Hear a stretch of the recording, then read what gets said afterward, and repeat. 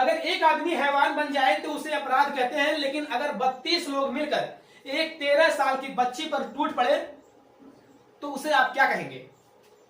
हाँ, हम और आप जब मर्दों के लिए आवाज उठाने में लगे थे तब राजस्थान में कुछ ऐसा हुआ जिसे सुनकर रोंगटे कांप जाएंगे, क्योंकि राजस्थान में 1 2 3 नहीं बल्कि 32 दरिंदों ने मिलकर एक 13 साल की मासूम को 5 दिनों तक नोच डाला। 13 साल की वो बच्ची 5 दिनों तक। ये सोच कर डर लगता है कि उस बच्ची ने इन 5 दिनों में कितनी बार मदद के लिए हाथ जोड़ा होगा, कितनी बार रो रो कर कहा होगा कि प्लीज घर जाने दो मुझे। आपको गुस्सा आ रहा है ना, नफरत हो रही होगी, लेकिन जरा ठहरिए, क्योंकि आप जो बताने वाला हूं मैं आपको, उससे आपको घिन आएगी। ये सब किसी सुनसान जंगल में नहीं हुआ है, ये शहर के बीचों बीच हुआ है, होटलों के कमरों में हुआ है, जहां रिसेप्शन था, शादी थी, स्टाफ था, सीसीटीवी था, सब था, बस वहां पे इंसान नहीं थे। जिस रिक्शे वाले को उस बच्ची ने भैया प्लीज घर तक छोड़ देंगे कहकर बैठाने की रिक्वेस्ट की थी, उस रिक्शे वाले ने उसे किडनैप करके बेच दिया, जैसे मंडी में बकरा बिकता है। और खरीदने वाले कोई भूखे नंगे शराबी अपराधी नहीं, बल्कि होटलों के मालिक, मैनेजर, पढ़े लिखे, इज्जतदार कहलाने वाले लोग। 5 दिन तक वो बच्ची को एक होटल से दूसरे होटल घुमाते रहे। वो चिल्लाती रही, चीखती रही। जब दर्द ज्यादा बढ़ने लगता तो उस बच्ची के मुंह में शराब डाल देते। 13 साल की बच्ची को शराब पिलाते ताकि बच्ची की चीखें कमरे से बाहर न जाए। सबसे बड़ी बात जानते हैं क्या है? 32 लोगों से नोचे जाने के बाद वो बच्ची जिंदा है, जिंदा है, शरीर से जिंदा है, लेकिन आत्मा जो है ना वो मर चुकी है, क्योंकि स्कूल का बैग, दोस्तों के साथ हंसी, मां की गोद, सब कुछ उन 4 होटलों के कमरों में 5 दिनों में 32 लोगों के लूटे जाने से खत्म हो गया। और सबसे दुखद बात जानते हैं क्या है? हमारा, क्योंकि हम वो देश है जो क्रिकेट मैच जीतने के बाद सड़कों पर आ जाते हैं, लेकिन हमारे देश की एक बेटी 5 दिनों तक होटलों में बिकती रही और हमारे शहर की नींद नहीं टूटी। और जब खबर बाहर भी आई तब भी इस देश में ना कोई कैंडल मार्च कर रहा है, किसी टीवी चैनल पर यह खबर आपको नहीं मिलेगी, सोशल मीडिया पर कोई शोर नहीं मचा रहा है। और ये इस खबर का सबसे दुखद बात है।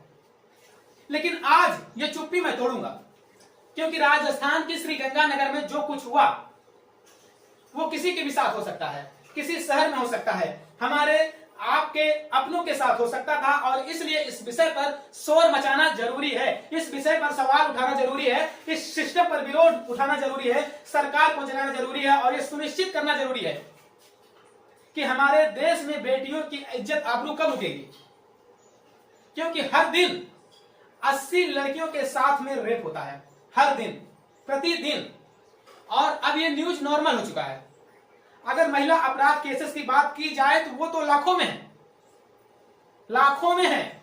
और उसी में से एक केस 18 जून की रात को हुआ।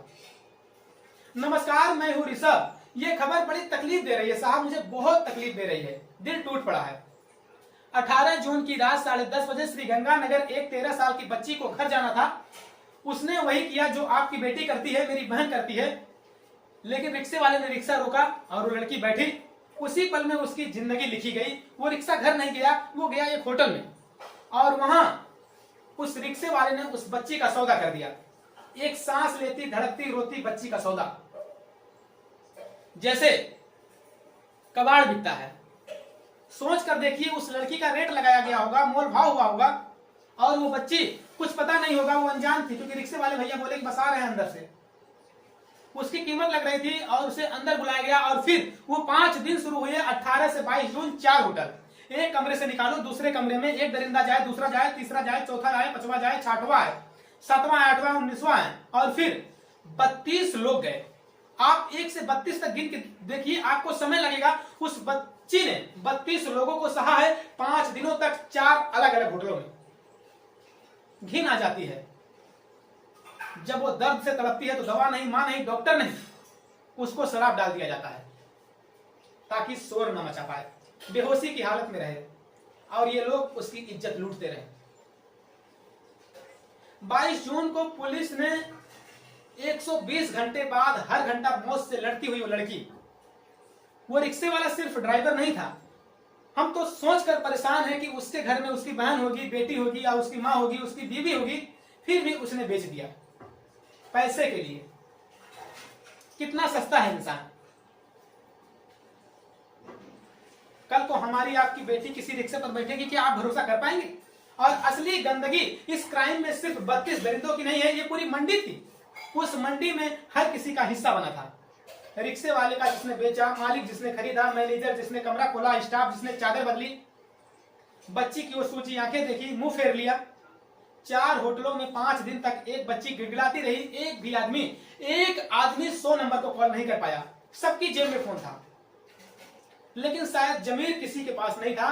क्यों? क्योंकि पैसा जेब में जाए तो कान बहरे हो जाते हैं, आंखें अंधी हो जाती हैं। और ये हवस से भी गंदी होती है, लालच है। हवस से भी गंदी चीज लालच है।